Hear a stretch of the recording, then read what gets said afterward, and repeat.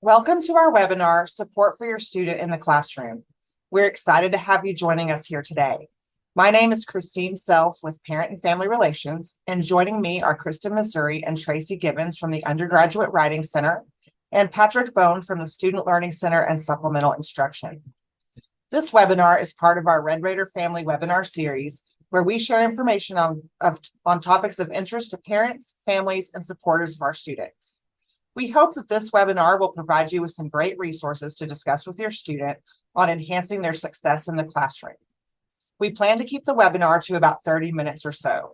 We hope to have time for questions at the end of the session, so feel free to use the Zoom Q&A feature to ask questions throughout our presentation, and we will get to those. We'll also share contact information so that you can follow up as needed. We are recording this session and posting it and the slides on our website so that you will be able to review them again later or share them with others, including your student. I'll also email the recording link to the email that you used for the webinar. So let's go ahead and get started. I'll turn it over to Tracy with the Undergraduate Writing Center. Thank you. So my name is Tracy Gibbons, and I am the director of the Undergraduate Writing Center. And at the Undergraduate Writing Center, we offer one-to-one writing consultations for undergraduate students. And we are willing to help these undergraduate students with any type of writing project that they're working on for any of their classes.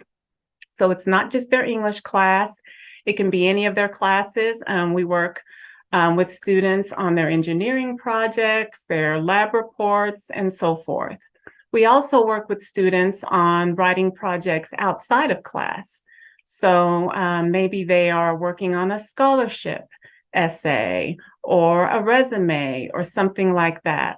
So any type of text that your student is working with, we are willing to help them with that. We are also willing to help at any stage of the writing process.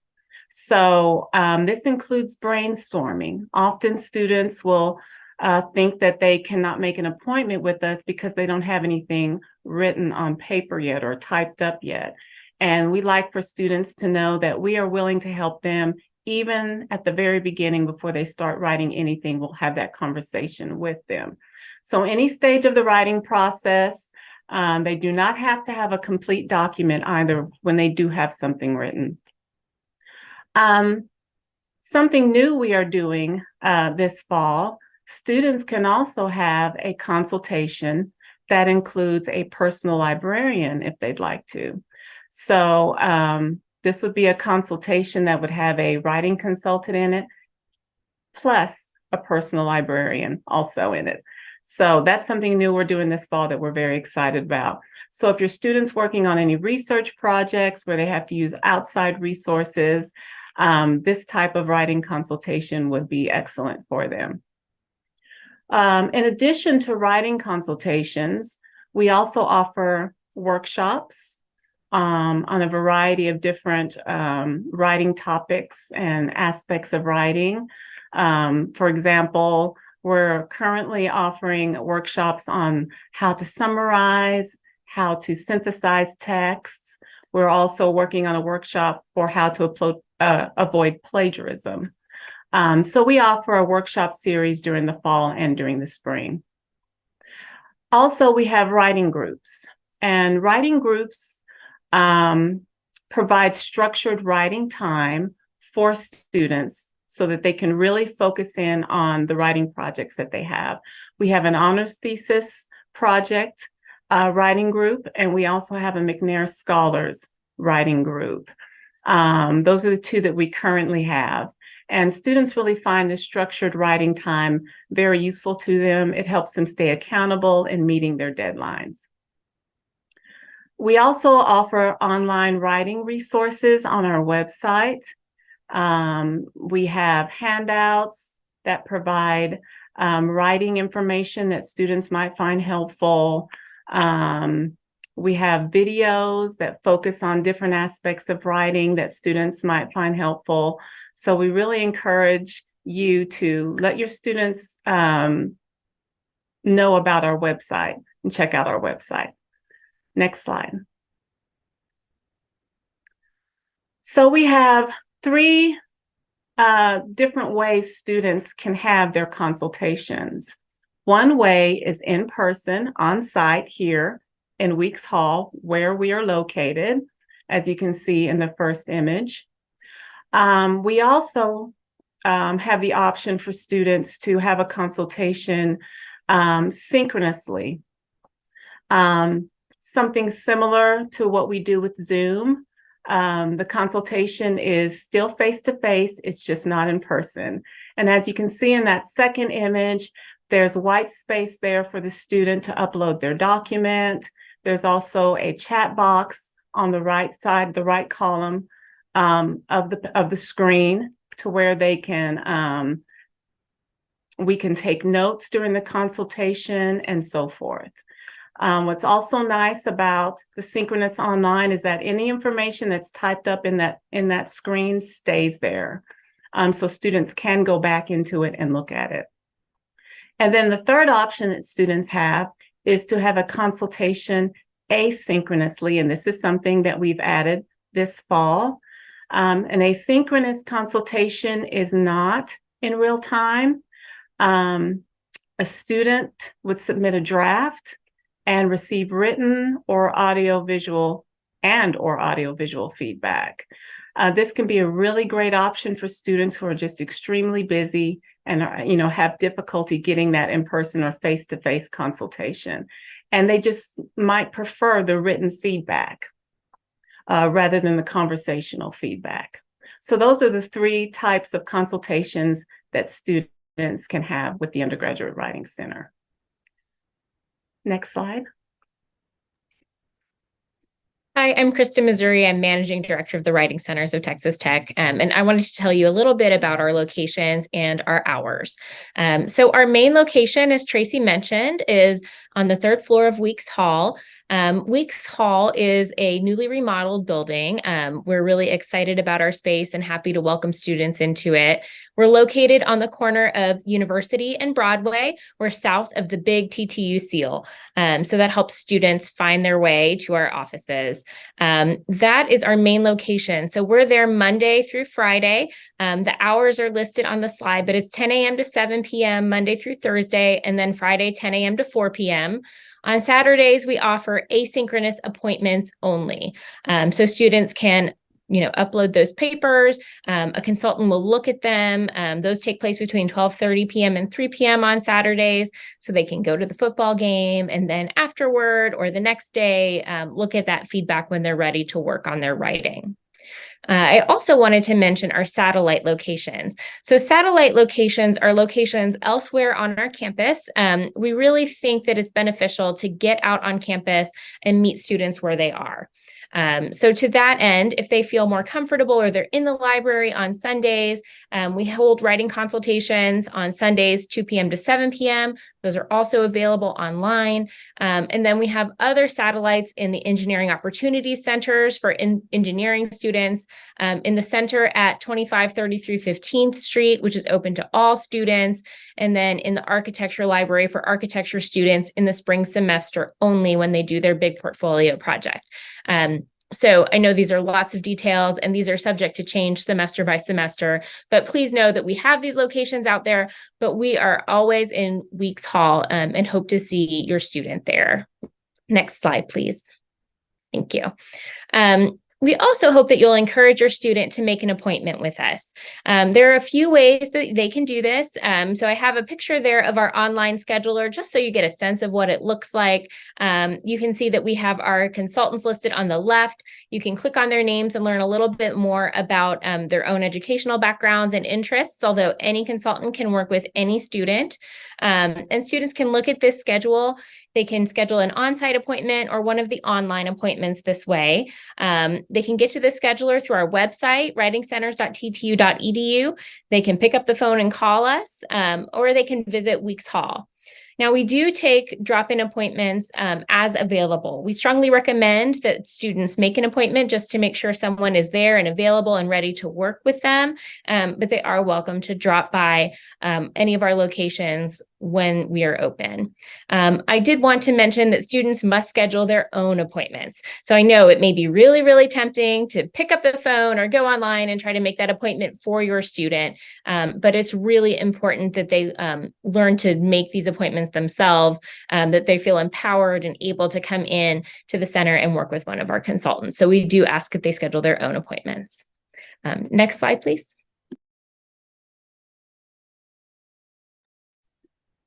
So talking with your student about the Undergraduate Writing Center. So there are different opportunities, many opportunities that you will most likely have to speak with your student about the Undergraduate Writing Center. Your student may mention to you that they have an essay coming up, which is a good opportunity to remind them about our services.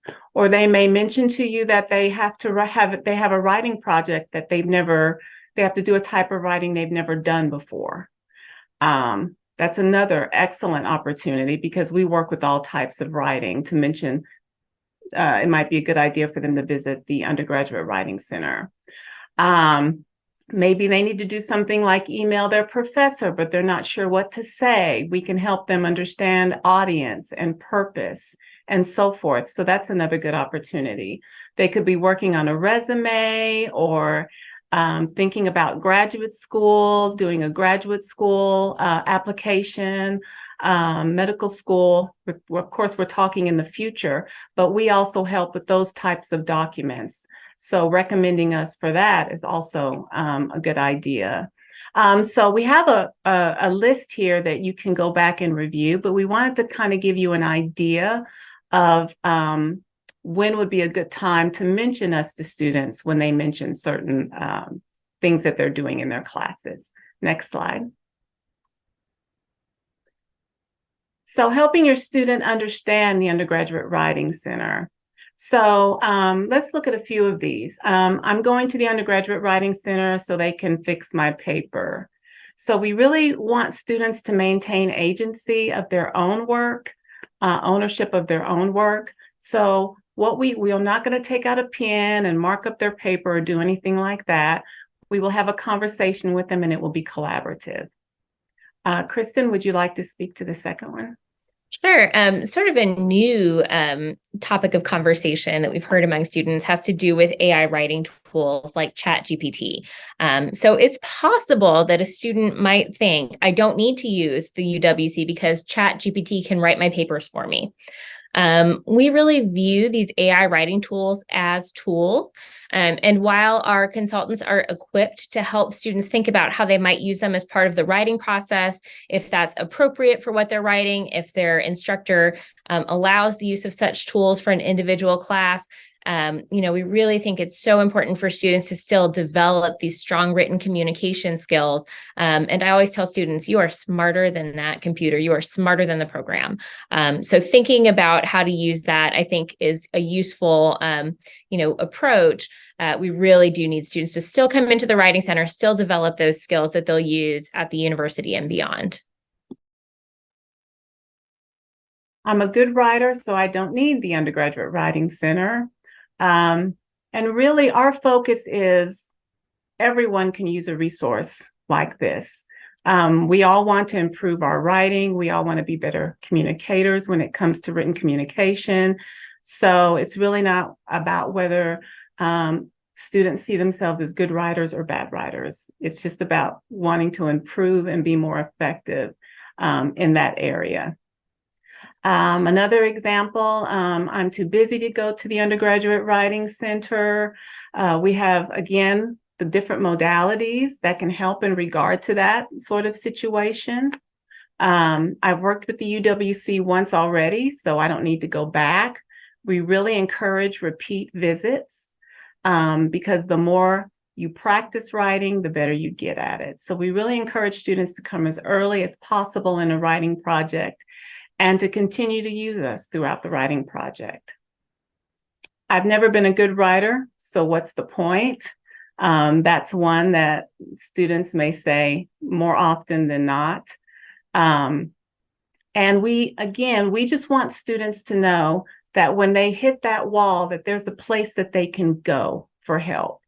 They don't have to go through this writing process by themselves. They do not have to be isolated. They can come talk to us, and we can help them develop their ideas, and we can help them refine certain things that they feel like they need to refine when it comes to their writing. And hopefully we can build their confidence that they can do the writing, the academic writing that they're required to do in college. Anything else you'd like to add to that, Kristen?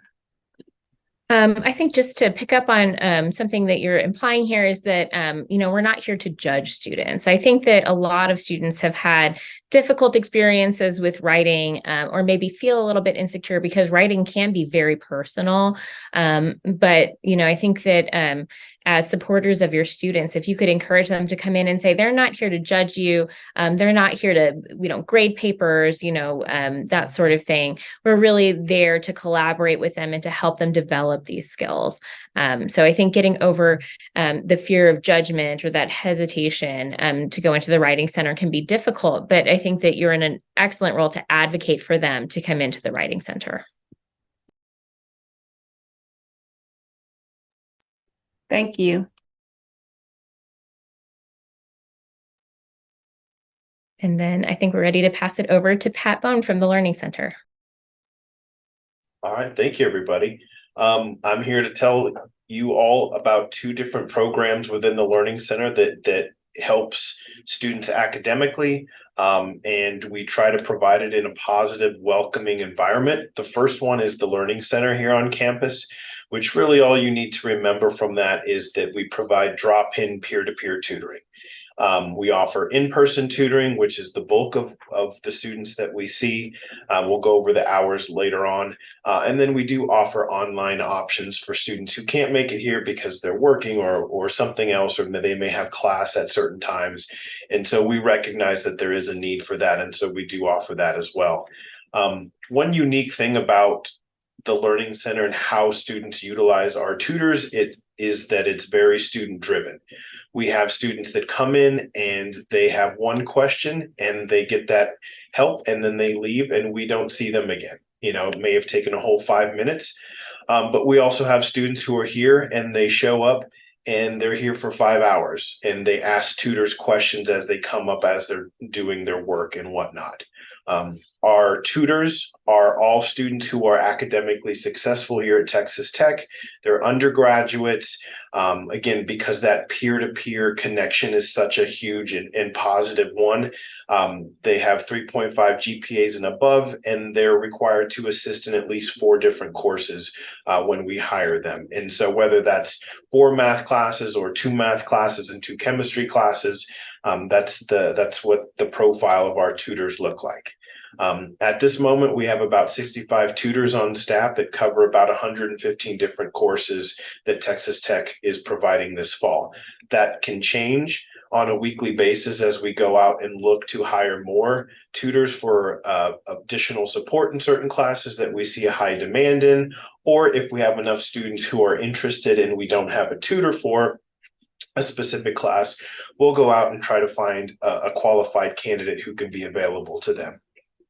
We also have since last year, a new space that has snacks. It's provided by the Raider Food Pantry here on campus. And so they donate snacks and it's been a wonderful thing for students. Again, imagine being here for a couple hours, doing your homework, and then being able to just get up and go grab a bag of goldfish or a Nutri-Grain bar or something to kind of keep your body going from all that studying.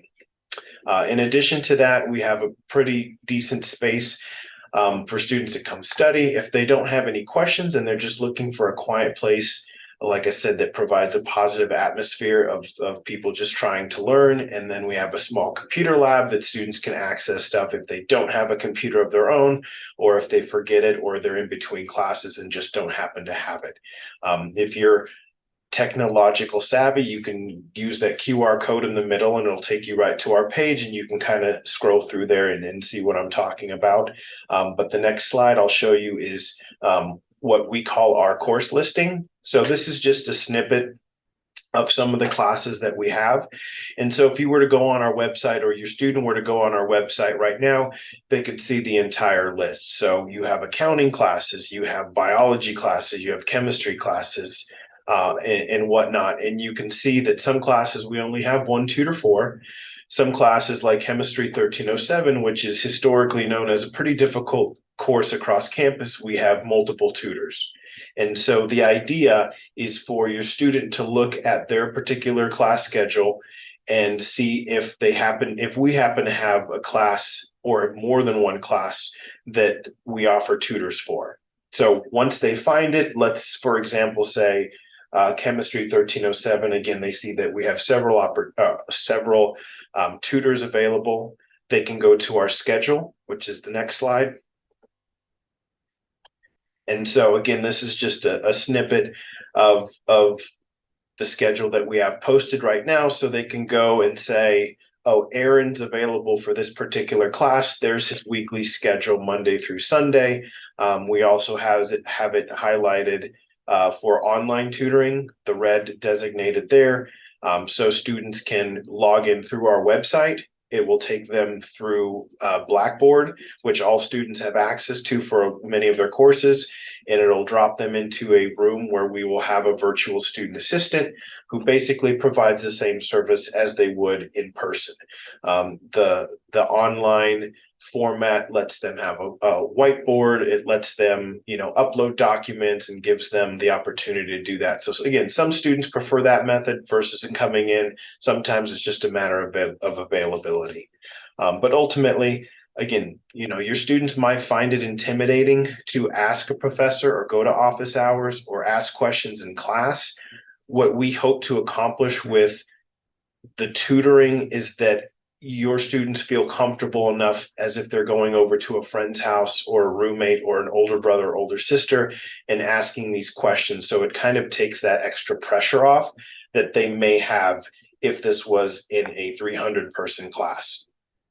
So the next slide, please. The other program that, again, hopes to help your students academically in a friendly and positive environment is Supplemental Instruction, otherwise known as SI on campus. Now, these are the same ideas or the same programs goals, but presented in a different way. Now, SI are peer-led review sessions. So basically what we have are every SI leader has or hosts 2 1.5-hour sessions per week per whatever course that they're doing that semester. Now, if your student doesn't have 3 hours a week at that particular time to designate to go there, that's perfectly fine. We have students who come in and they get the packet or the handout, the QR code for it, and work on it on their own because it provides extra practice problems or some maybe extra reinforcement of what was covered in class. But a lot of students utilize it as an extra study guide or study space. We focus on historically difficult courses that have high DFW rates, which means a lot of students take these classes and a lot of students need a little bit of help to do a little bit better. Changing those C's to B's or B's to A's or C's to A's. And so our SI leaders, again, are undergraduate students who've done well in these classes. They received an A as their final grade. For SI leaders in particular, they audit a particular section of the class or a section of the course that they're an SI leader for, and they work directly with the faculty. So they get the benefit of going, what is the most important thing you want, to pass on to the students in preparation for an exam or before a quiz or just to reinforce that week what we covered. And so that connection helps, and these students can kind of serve as an intermediary between them and the faculty member. Again, an SI leader, part of their job is creating handouts for every review session that has practice problems.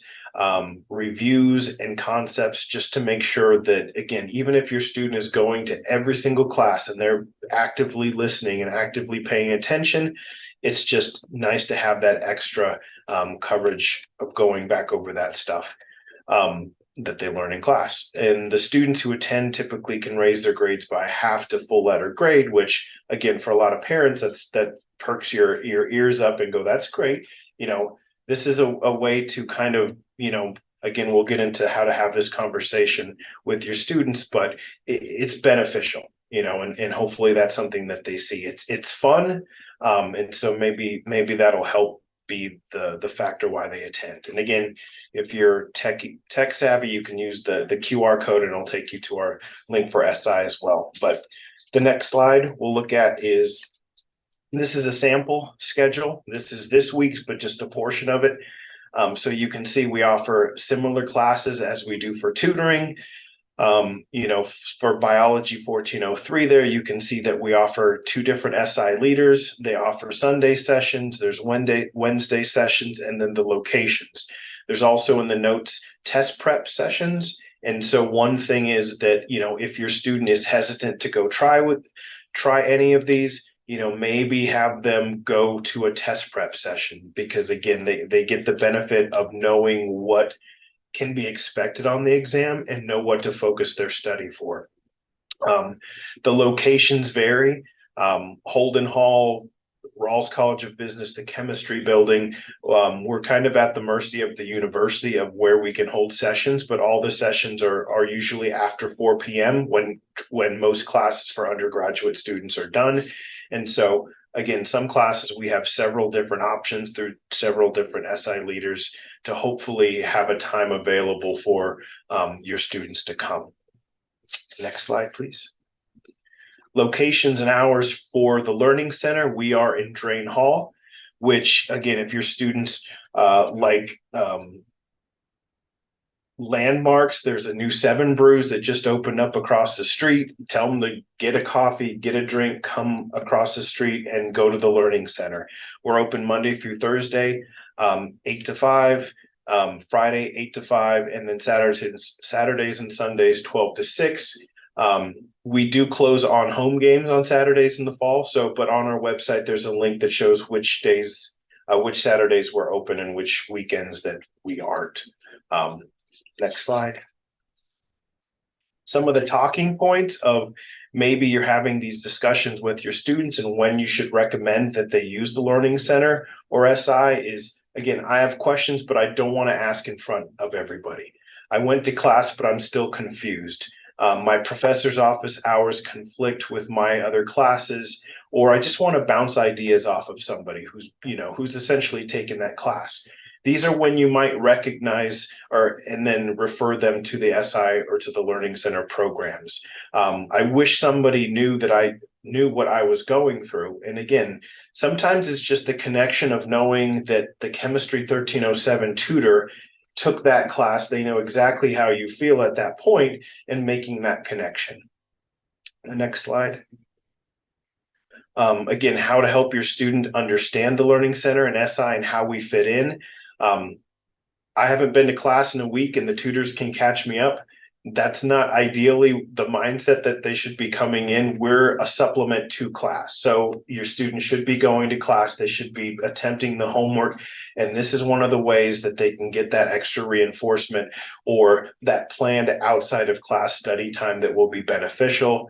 I've never been good at math, so what's the point? Maybe they haven't had somebody explain math in a way that they understand. Our tutors are very good about trying different ways to relate complicated subjects into something more, daily that students would see in their daily life. And sometimes that's it. It's just that. And they go, oh, now I understand. I wish they would have told it. I wish they would have explained it to me in that way, in the first place. Me plus chemistry is not good. Again, somebody who's never been really good at chemistry, they might come in and go, well, it was one minor tweak, or maybe it wasn't the content that I had problem with. It's the way that I approach studying, or I'm not studying enough, or I'm not using my time management skills. So in addition to content, sometimes our tutors and our SI leaders can help students in the way that they view studying or in the way that they approach studying. So, and then there's the last slide. Again, ultimately, we want to provide students, a way to help your students academically and build those sense of belonging and connections to other students here on campus. I want to thank both of our presenters for sharing this great information. We are at 12:30, but if you have questions, I would love for you to type those in the Zoom Q&A feature, and we'll stay on for a few minutes to answer those for you. One question I did see that popped up was, and this is directed for both folks. Are these services free, or do they need to pay anything additional to use the Writing Center or the Learning Center or Supplemental Instruction? The Learning Center and SI services are provided with the student services fee. So beyond that, everything's free. Students can come in 62 times in a semester and they just walk in and get that help. So beyond the student services fee, there is no additional cost. Yes, that's the same for the Undergraduate Writing Center. It's already included in their tuition, so there's no additional cost. Yes, and specifically we're funded through the writing intensive course fee, which is now called the communication literacy fee. So students pay with those communication literacy courses and are able to access our services for their entire time at Texas Tech. So that's just one more reinforcement to encourage your students to use these services, because they're already paying for them, and they're great resources to help your students be more successful. So again, we are at time. I am going to stop the recording, but we will stay in here just for a little bit to answer any questions that you type in that Q&A feature. Thanks again to all of you for joining us, and thanks again to our presenters. And I'll have the link to the slides as well as the recording up on our website later this afternoon, and I'll send you all an email with those links in them as well. All right, thanks everybody.